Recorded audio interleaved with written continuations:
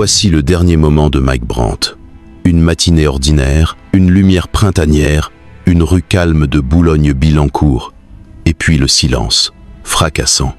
Au pied d'un immeuble cossu, un corps repose. Pas de témoins, pas de cris. Juste une absence brutale, incompréhensible. Celle d'un jeune homme de 28 ans, dont la voix venait à peine d'éclore.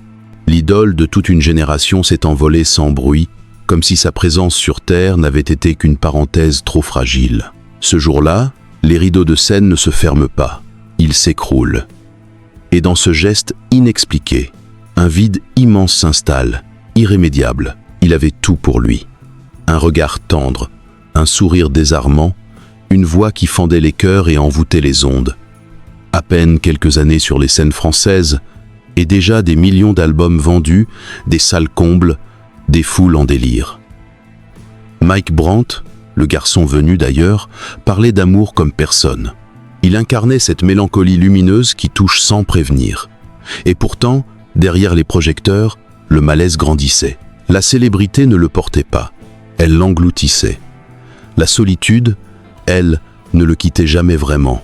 Et dans le tumulte de l'adoration, il semblait chercher désespérément un point d'ancrage, une vérité à laquelle se raccrocher. À première vue, rien ne laissait présager une telle fin. Les derniers jours de Mike semblaient paisibles. Il préparait un nouvel album, évoquait des projets de tournée, parlait de revenir plus fort, plus libre. Mais le 25 avril 1975, au lever du jour, quelque chose a basculé. Il s'est avancé vers la fenêtre, puis plus rien. Pas de message, pas d'adieu. Un départ qui laisse derrière lui 1000 questions et aucune réponse. Comment un homme adulé, porté par le succès, peut-il se détacher de la vie sans que personne ne l'ait vu venir? Et si ce silence avait été son seul moyen de crier? Dans les heures qui suivent, la nouvelle se répand comme une onde de choc. Les fans s'agglutinent devant son immeuble, les radios diffusent ses plus grands tubes, la presse cherche des explications. Mais au-delà de l'effervescence médiatique, c'est le vertige qui domine. Ce sentiment d'avoir perdu plus qu'un chanteur, une âme sensible, un rêve éveillé, une étoile éphémère. Et pour comprendre ce dernier instant, il faut revenir en arrière, creuser sous les apparences, écouter entre les lignes des chansons, là où se cachent parfois les vérités les plus bouleversantes. Ce n'était pourtant pas la première fois que Mike Brandt approchait ce seuil invisible entre le vertige et l'abîme. Quelques mois plus tôt, à Genève, un autre saut, un autre silence. Officiellement un accident. Mais les proches, eux, avaient compris. Derrière les lunettes de soleil et les réponses évasives, il y avait une fracture, un épuisement que même la gloire ne parvenait plus à masquer. On lui avait conseillé de se reposer, de ralentir, de fuir un peu le tumulte parisien. Johnny Hallyday lui avait soufflé le nom d'un médecin. On l'avait cru apaisé. Peut être même guéri. Mais certaines blessures ne cicatrisent pas avec le repos, surtout quand elles viennent de loin, de très loin. Car Mike n'était pas seulement un chanteur. Il était le fils d'un monde brisé. Né dans un camp de transit à Chypre, d'une mère rescapée d'Auschwitz, il portait en silence les fantômes d'une mémoire que personne n'osait nommer. À Haïfa, il grandit dans une famille meurtrie, dans une langue qu'il n'a jamais chantée. Il ne parlait pas bien l'hébreu. Il ne lisait pas le français. Mais dès qu'il chantait, tout devenait fluide. Il passait par la musique pour dire ce que les mots ne pouvaient exprimer. Chaque note devenait une prière, chaque refrain un exutoire. Et lorsque la France l'a adopté, il a voulu croire qu'il avait trouvé sa place. Mais même l'amour du public ne suffisait pas à combler les creux. Son agenda était rempli. Des interviews à la télévision, des séances d'enregistrement, des projets de scène. Mais la nuit, il écrivait seul, dans le silence. Il notait ses peurs sur des carnets qu'il cachait sous son lit. Il rêvait d'un autre type de succès, plus simple, plus vrai.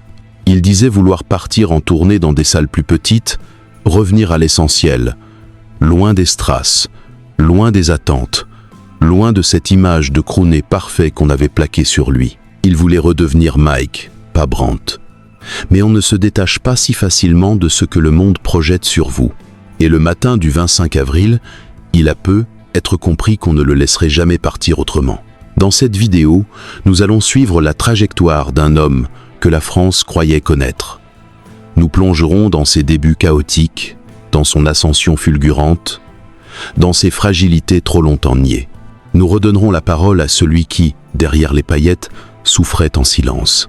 Et peut être qu'en réécoutant ses chansons, avec un regard neuf, nous comprendrons enfin ce que Mike Brandt avait à nous dire, non pas avec des mots, mais avec ce dernier instant, suspendu quelque part entre le ciel et la pierre. Avant de devenir Mike Brandt, il y avait un enfant nommé Moshe Michael Brand.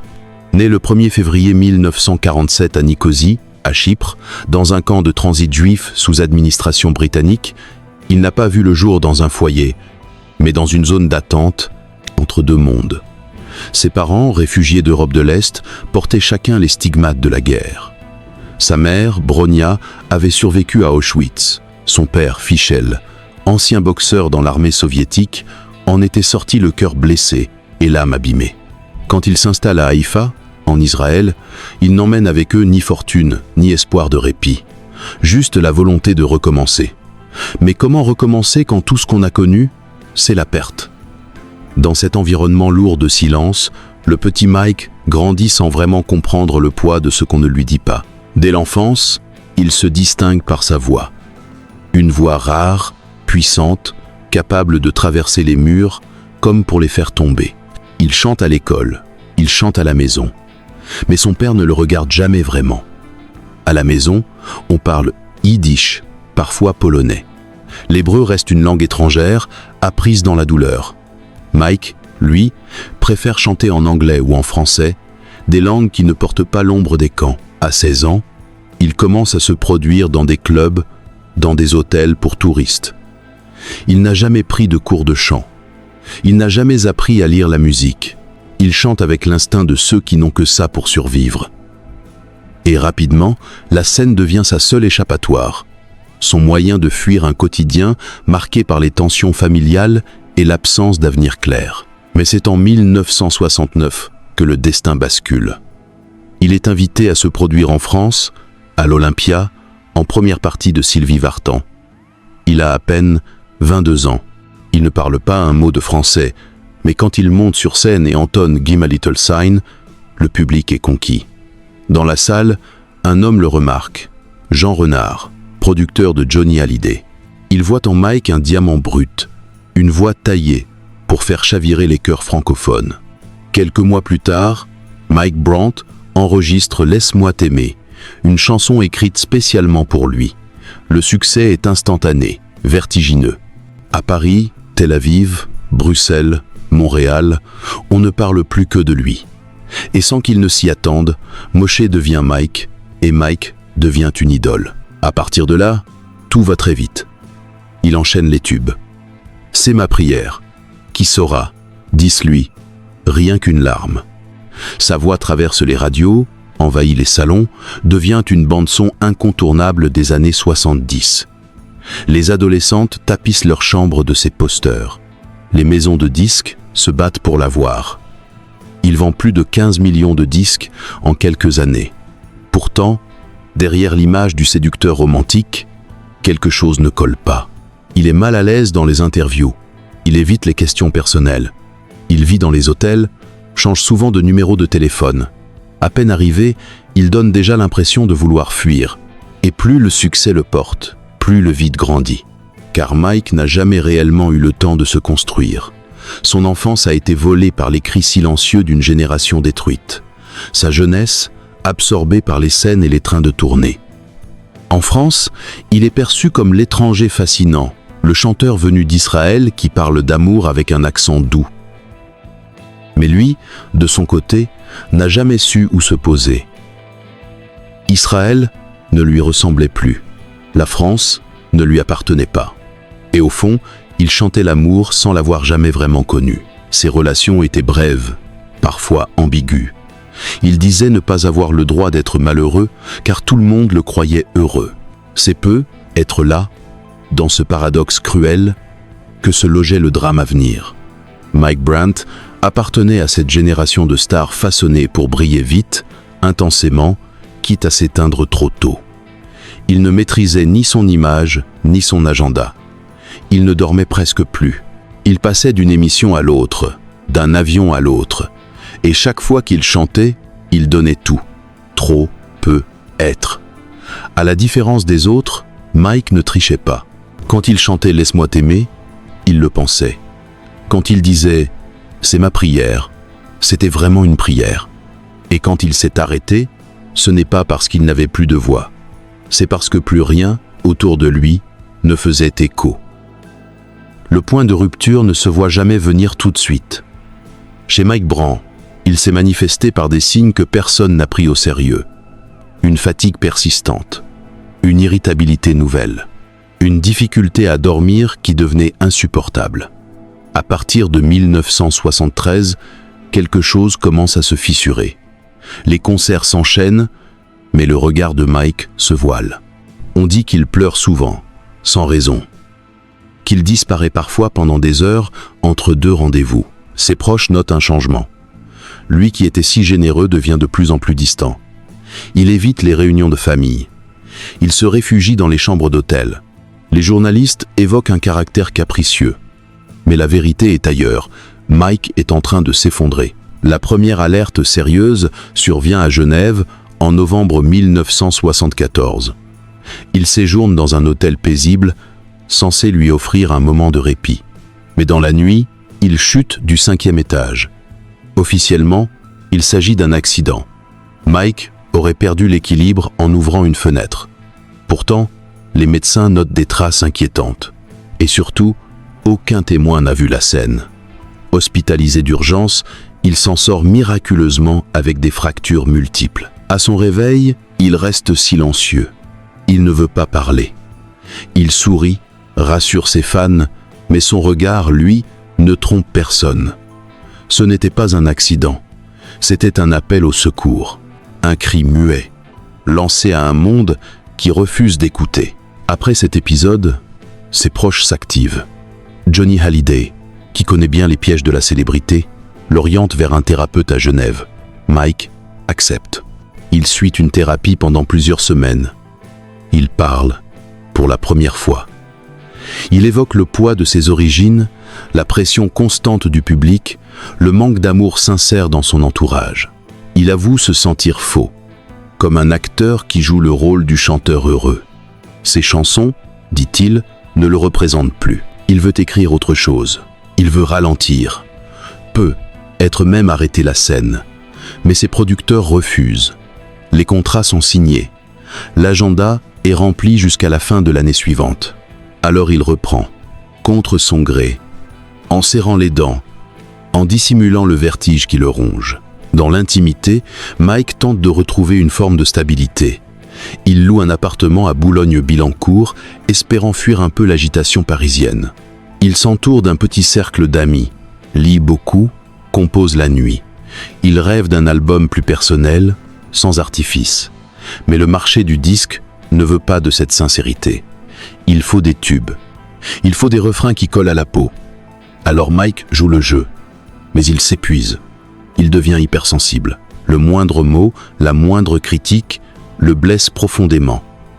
Il souffre d'insomnie, de migraines chroniques. Il prend des somnifères, parfois en trop grande quantité. On le dit instable, fragile, déconnecté. Et pourtant, il continue. Il monte sur scène, chante avec la même intensité. Mais une faille est là, béante. Puis vient le mois d'avril 1975. Mike semble aller mieux, du moins en surface. Il termine l'enregistrement d'un nouvel album. Il évoque des vacances, il sourit un peu plus. Il appelle sa mère, parle d'avenir, mais autour de lui, certains sentent une tension étrange, un trop-plein. Le matin du 25 avril, il se réveille tôt. Il est seul dans son appartement. Il range quelques affaires, il écoute une cassette. Puis, sans un mot, il se dirige vers la fenêtre. Et cette fois, il ne s'arrête pas. Le geste est rapide, décidé, définitif. Dans la cour intérieure, les voisins entendent un bruit sourd. Le corps de Mike repose là, sans vie. Le choc est immense. La France entière est sidérée.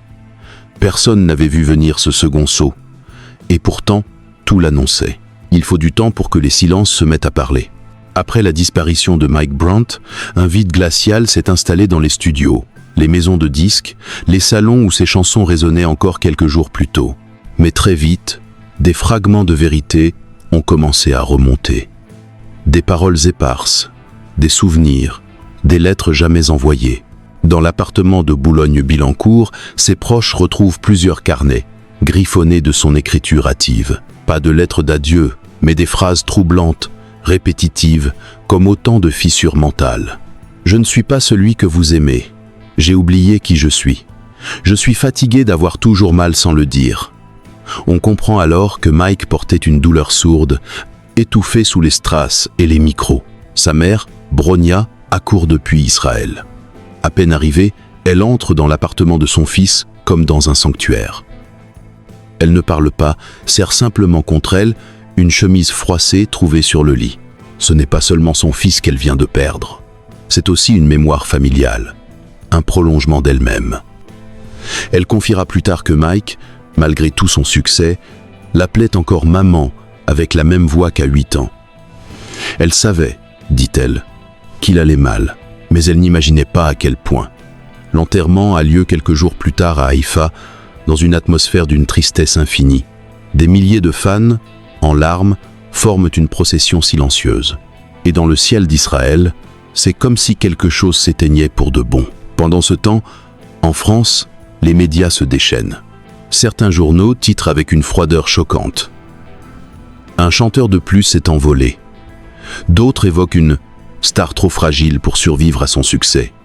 Mais aucun ne parle de la responsabilité collective, des rythmes imposés, des attentes irréalistes, des contrats écrasants. Mike Brandt n'était pas qu'un artiste.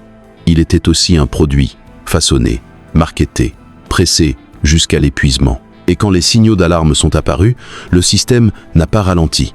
Pire encore, les tentatives d'humaniser Mike ont souvent été étouffées. Dans une interview oubliée, il disait « Je voudrais parfois disparaître un mois sans prévenir personne, juste pour me retrouver. Mais on me dit que ce n'est pas possible. » Cette phrase résonne aujourd'hui comme un adieu anticipé. Plus troublante encore, certaines zones d'ombre persistent autour de sa mort. Si la thèse du geste volontaire est retenue, des proches affirment qu'il allait mieux ces derniers jours. Il riait, composait, parlait d'avenir. Une amie affirme qu'il avait prévu de la rejoindre pour déjeuner le jour même. Et puis, ce détail, l'absence totale de messages. Pas de lettres, pas de mots. Juste une cassette audio posée sur une table, contenant un enregistrement d'essai pour son prochain album. Une chanson qu'il n'a jamais pu finir. Le ton de sa voix, dans l'extrait, est clair, presque joyeux. De quoi alimenter les hypothèses les plus contradictoires. Et certains fans, encore aujourd'hui, refusent de croire à un départ choisi. Dans la mémoire collective, Mike Brandt est resté figé dans cet instant. Celui d'un homme au sommet de sa gloire, brisé par ce que personne n'a su voir. Ses chansons, depuis, ont pris une autre teinte. Quand on réécoute « Qui saura ?», ce n'est plus seulement une ballade romantique.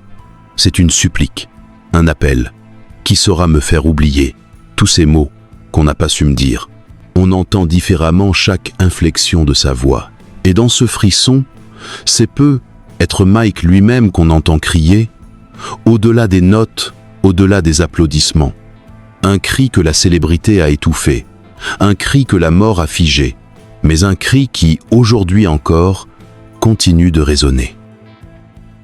Il est toujours difficile de tirer des conclusions définitives lorsque l'on s'aventure dans les méandres d'un destin aussi complexe que celui de Mike Brandt. Car derrière le vernis d'une carrière fulgurante, derrière les refrains qui ont fait vibrer toute une génération, il y avait un homme jeune, beau, fragile, à la fois porté et broyé par la célébrité. Ce qui frappe, lorsqu'on regarde son parcours dans son ensemble, c'est la rapidité avec laquelle tout s'est enchaîné. 5 années de lumière, 5 années de folie médiatique, d'attentes inhumaines, de projections déformantes, et au milieu, une âme qui n'a jamais eu le temps de se construire. Mike Brandt n'est pas mort uniquement à cause de son mal, être personnel. Il est aussi le reflet d'un système qui consume les artistes plus vite qu'il ne les célèbre. Son besoin d'amour, qu'il exprimait à travers chaque chanson, était bien réel. Mais ce besoin, le public l'a parfois confondu avec une offre inépuisable, comme si Mike devait aimer tout le monde, tout le temps, sans jamais faillir. Comme si sa voix ne devait jamais trembler, ses yeux ne jamais se baisser. Le moindre doute, la moindre hésitation devenait une faiblesse à cacher. Or, Mike Brandt n'a jamais voulu tricher. Et c'est peu être ce qui l'a rendu si vulnérable. Il ne savait pas mentir. Il chantait ce qu'il ressentait. Et quand il ne ressentait plus rien, il ne pouvait plus chanter. La question que l'on doit se poser aujourd'hui, c'est celle de la responsabilité partagée. À quel moment les producteurs, les médias, le public même, auraient-ils pu ou dû lever le pied, écouter plutôt que consommer, protéger plutôt qu'exiger? Car Mike Brandt, au fond, n'était pas un phénomène de foire, c'était un survivant. Le fils d'une mémoire brisée, un jeune homme en quête de tendresse, de vérité, d'appartenance. Et si l'on prend un instant pour le considérer non pas comme une légende, mais comme un être humain, alors peut-être comprendra-t-on la gravité de ce qui s'est joué dans ces quelques années incandescentes. Aujourd'hui encore, ces chansons nous accompagnent. Mais que nous disent-elles vraiment? Sont-elles l'écho d'un artiste inspiré ou les fragments d'un cœur en miettes? Et si Mike Brandt, sans le vouloir, nous avait transmis bien plus qu'un répertoire romantique, une blessure, une prière, une interrogation? Et vous, qu'en pensez-vous? Ce destin aurait-il pu être différent? Certains adieux n'ont pas de mots. Ils s'écrivent dans le silence, entre deux battements de cœur, dans une cour d'immeuble où le temps semble suspendu. Le 25 avril 1975, Mike Brandt a quitté ce monde sans un regard en arrière. Pas de message, pas de mise en scène. Juste une fenêtre ouverte, une chute et un pays figé. Depuis, ces chansons continuent de résonner, comme des échos d'un souffle trop court, trop intense. On les fredonne sans toujours en saisir la brûlure. Mais elles sont là, fidèles, comme des fragments d'âme disséminés sur les ondes. On dit souvent que les étoiles filantes sont les plus belles, justement parce qu'elles ne durent pas. Mike Brandt en était une lumière née de la douleur, propulsée trop haut, trop vite, sans les repères pour s'y accrocher. Son histoire est celle d'un homme qui n'a jamais eu l'enfance à laquelle il avait droit, ni la jeunesse qu'on aurait dû lui laisser. Un homme qui cherchait, dans chaque note, un foyer, un pardon, une paix. Il n'a pas trouvé tout cela de son vivant, mais peut-être que, dans l'émotion que sa voix continue de susciter, il trouve enfin un peu d'éternité. Il y a quelque chose d'injuste dans ce départ, quelque chose qui dérange, qui ne s'explique pas. Comme si la beauté de sa voix ne pouvait pas cohabiter avec la brutalité du réel. Comme si aimer trop fort, chanter trop vrai, finissait par abîmer. Mais cette blessure, paradoxalement, est aussi ce qui rend Mike Brandt inoubliable. Il ne jouait pas à être une star. Il n'incarnait pas un personnage. Il était juste là, à nu, sans défense, face à des millions d'oreilles qui ne savaient pas qu'elles écoutaient un cœur qui saignait. Aujourd'hui, dans les archives poussiéreuses de la télévision française, on retrouve ses apparitions. Ses yeux brillent encore. Il sourit, tend le micro, fait un pas de danse. Il est là et il n'est déjà plus là. Est-ce cela, le vrai mystère Mike Brandt? Avoir été intensément vivant et pourtant si proche de l'absence. Avoir chanté l'amour en espérant être aimé. Et avoir disparu en laissant une trace indélébile, non pas dans les chartes, mais dans les mémoires. Car au fond, les adieux de Mike Brandt ne se sont jamais vraiment faits. Il flotte encore entre deux refrains, deux soupirs. Dans un regard capté par la caméra, dans une main qui serre trop fort un micro. Il nous manque. Mais c'est ce manque aussi qui fait de lui une légende silencieuse, une étoile tombée. Et peut être, à sa manière, un poète qui n'a jamais eu le temps d'écrire son dernier vers.